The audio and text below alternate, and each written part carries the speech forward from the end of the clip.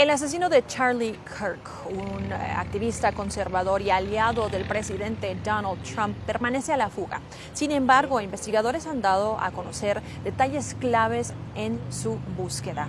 Hace algunos momentos el FBI publicó unas imágenes de una persona de interés. Se trata de un joven de edad universitario que portaba una camiseta de manga larga negra, unos pantalones de mezclilla, una cachucha y lentes de sol.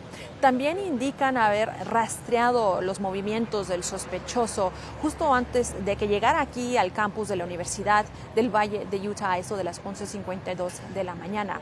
Indican que el sospechoso se dirigió hacia uno de los edificios y luego después subió al techo de ese edificio y fue desde allí, desde ese punto donde, según autoridades, fue donde le disparó a Kirk.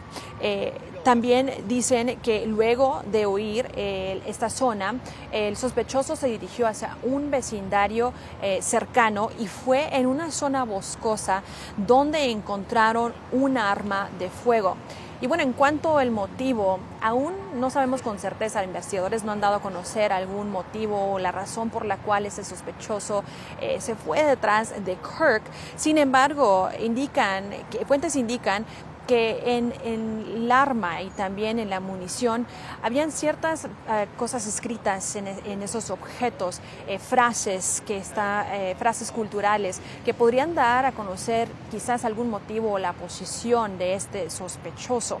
Mientras tanto, el FBI sigue pidiéndole al público que les entreguen cualquier imágenes, fotografías o video que les pueda ayudar a dar con el paradero de este sospechoso.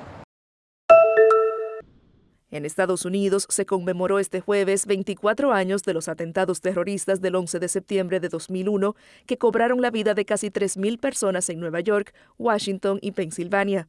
En una ceremonia solemne en Nueva York se guardaron minutos de silencio marcando el momento en que los aviones se estrellaron contra las Torres Gemelas, así como la caída de cada edificio. Otros actos conmemorativos también se llevaron a cabo en el Pentágono, en la capital estadounidense, y en Shanksville, Pensilvania.